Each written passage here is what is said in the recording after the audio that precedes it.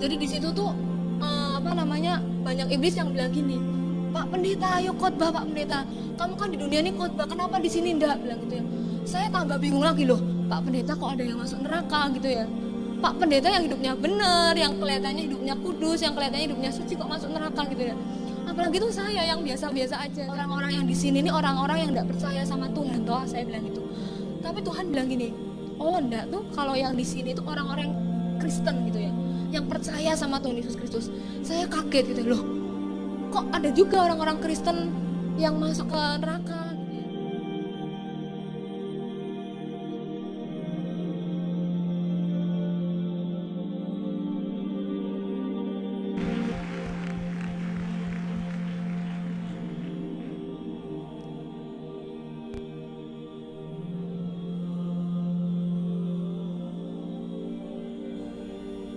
Shalom saudara, selamat sore.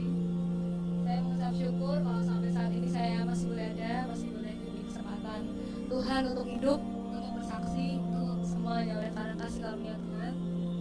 Dan saya mengawali kesaksian saya, kejadiannya September tahun 2001. Ketika itu saya dan satu tim ya sedang berdoa bersyafaat di gereja, dan saya sadar kalau saya masih ada di gereja, tapi saya juga bingung gitu ya, kok ada di tempat lain gitu ya. Jadi roh saya dibawa Tuhan ke tempat lain, dan tempat itu ngeri gitu ya, sangat mengerikan. Dan di sana tuh baunya bau busuk gitu ya, bau amis, bau darah, bau benda-benda kebakaran gitu ya, baunya gak karuan gitu ya, bau busuknya gak karuan. Jadi kalau pasar ikan tuh kalah baunya sama bau neraka gitu ya. Dan saya di situ melihat berbagai hal yang mengerikan. Dan yang paling saya tidak tahan itu ceritanya, di sana banyak orang yang menjerit, minta tolong, minta ampun sama Tuhan. Mereka banyak yang bilang, Tuhan ampuni saya Tuhan, tolong saya Tuhan, ampuni saya Tuhan, saya sudah tidak kuat lagi di sini Tuhan, rasakan saya Tuhan. Tetapi Tuhan cuma bilang gini, pengampunan yang aku berikan sudah terlambat, kesempatan itu sudah tidak ada lagi, sudah terlambat. Ketika kamu ada di dunia ini, kamu tidak mau ambil kesempatan itu, tapi kamu sia-siakan. Tapi kalau kamu sekarang minta ampun, itu sudah terlambat, Tuhan Yesus bilang gitu. Dan saya di situ melihat berbagai macam hal yang mengerikan. Di situ banyak orang, jutaan orang, bahkan di sisi kanan saya ketika saya jalan, di sisi kanan saya itu banyak orang yang dibakar sama api gitu ya. Dan tubuh itu dibakar api sampai tubuhnya meleleh habis, tapi aneh itu bisa lagi muncul lagi normal gitu ya. Dan itu kemudian dibakar lagi sampai habis, kemudian dibakar lagi sampai habis, dan kemudian normal lagi, dibakar lagi, dan itu terus menerus gitu ya, berulang-ulang gitu ya, nggak ada hentinya, dan sifatnya itu kekal gitu ya. Dan di sebelah sisi kanan saya, ketika saya jalan, saya melihat jutaan orang juga itu digerogotin sama yang namanya ulat-ulat kecil gitu ya, ulat-ulat gitu ya.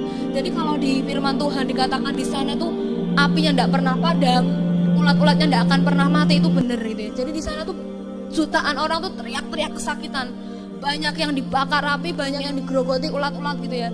Dan tuh tubuh itu digerogoti dari bawah sampai ke atas gitu ya, habis tidak bersisa. Tapi anehnya bisa timbul lagi, dan itu kemudian digerogoti lagi sampai habis, kemudian timbul lagi, dan itu terus menerus gitu ya.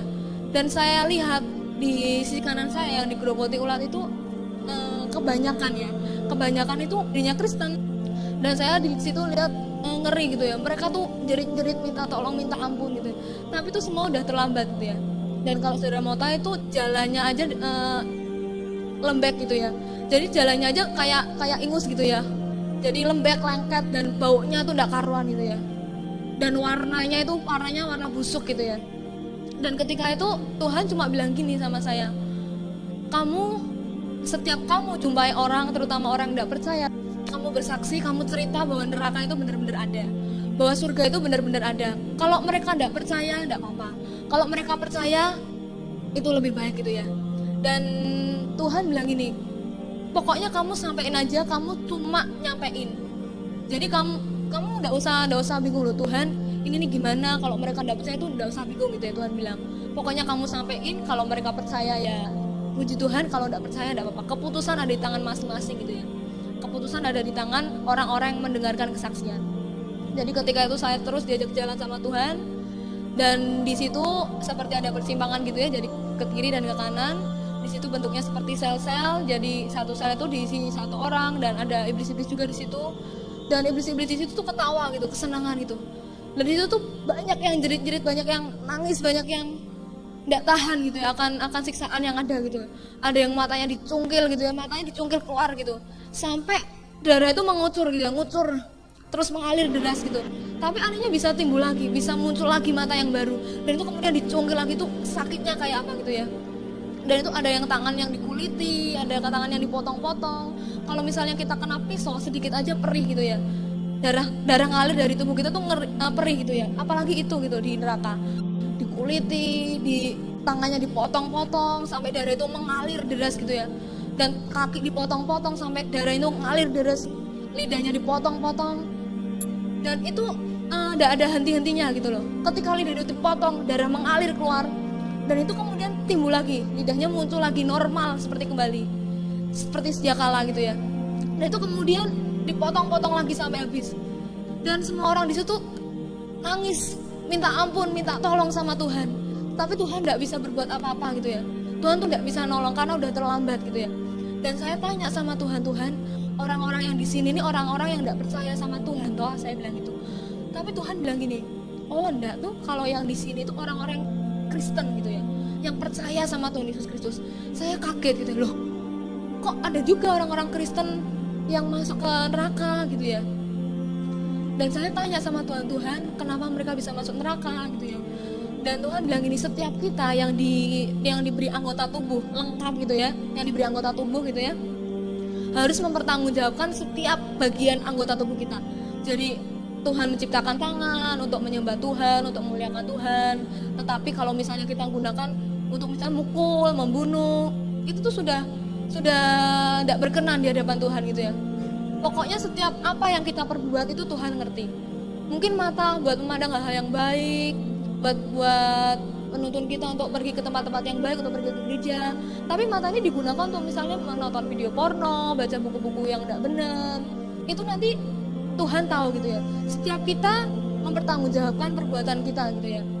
Ada yang lidahnya dipotong-potong, itu mulut kan untuk memuji Tuhan, untuk menyembah Tuhan. Tetapi mungkin ada di antara kita yang buat nyumpahin orang, buat ngutuk orang, buat mungkin ngomel, menggerutu gitu ya. Dan itu semua Tuhan tidak senang gitu. Tuhan tidak berkenan di hadapan Tuhan. Jadi setiap apa yang kita perbuat dengan anggota tubuh kita, Tuhan, walaupun mungkin kita di tempat yang paling terpencil sekalipun gitu ya, mungkin orang-orang nggak ngerti, tetapi terus ngerti gitu ya. Dan ketika itu saya diajak jalan terus masuk sama Tuhan. Dan kalau darah mota itu dindingnya itu juga sama gitu ya, jadi dindingnya itu kayak ingus gitu ya, kayak umbel gitu ya, jadi lengket-lengket gitu ya. Dan baunya minta ampun ya, bau busuknya minta ampun ya.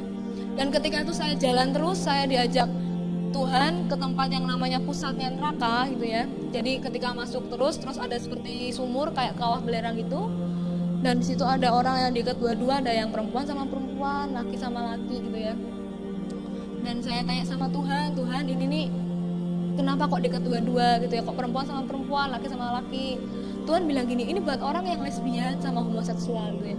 Jadi orang yang di dunia ini homoseksual, lesbian, termasuk banci-banci gitu ya, waria, itu nanti masuknya ke sana gitu ya. Mungkin mereka udah nyebut dirinya Kristen tapi masih homoseksual, lesbian, itu nanti masuknya ke sana gitu ya.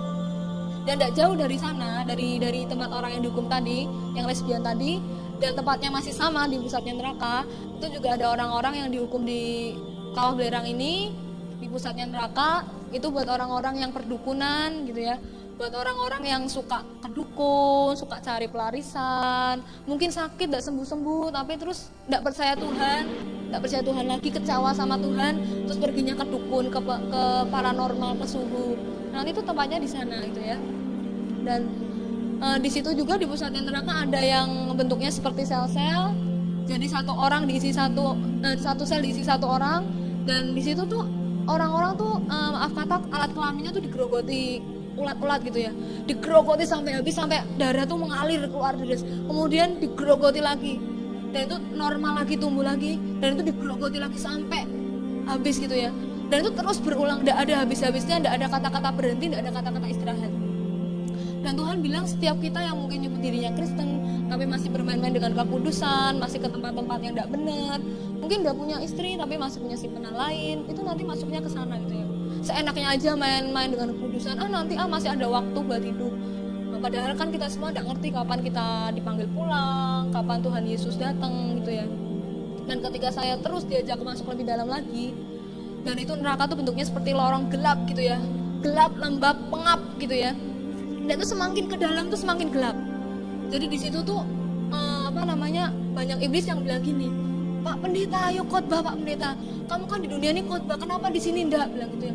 Saya tambah bingung lagi loh, Pak Pendeta kok ada yang masuk neraka gitu ya. Pak Pendeta yang hidupnya benar, yang kelihatannya hidupnya kudus, yang kelihatannya hidupnya suci kok masuk neraka gitu ya. Apalagi tuh saya yang biasa-biasa aja, saya bilang gitu ya. Tuhan bilang gini, pendeta enggak bisa jalanin firman. Mungkin dia rajin ngabarin firman Tuhan, mungkin rajin memberitakan firman Tuhan, tapi dia sendiri enggak bisa jalanin gitu ya. Mungkin dia sendiri enggak ngerti apa yang dia perbuat di tempat lain gitu ya. Mungkin di atas mimbar bilang kudus, tapi di tempat lain punya simpenan, mungkin gelapin uang gitu ya. Nanti masuknya ke situ, ke neraka yang paling gelap ya. Jadi ketika pendeta itu berusaha keluar, terus diserobek mulutnya, di mukanya dicakar gitu ya, sampai mukanya itu tidak berbentuk gitu ya. Dan itu darah terus ngalir terus ya. Dan kemudian normal seperti sedia kala.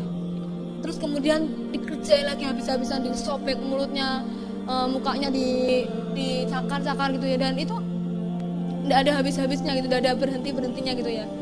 Dan itu terus berlangsung berulang-ulang gitu ya. Dan di situ tuh pendeta-pendeta juga teriak-teriak gitu ya, minta ampun, minta tolong, Tuhan ampuni saya Tuhan, ampuni dosa saya Tuhan. Tetapi itu semua udah terlambat gitu ya. Ketika orang-orang itu udah ada di neraka, pengampunan itu udah terlambat, kesempatan itu sudah tidak ada lagi gitu ya.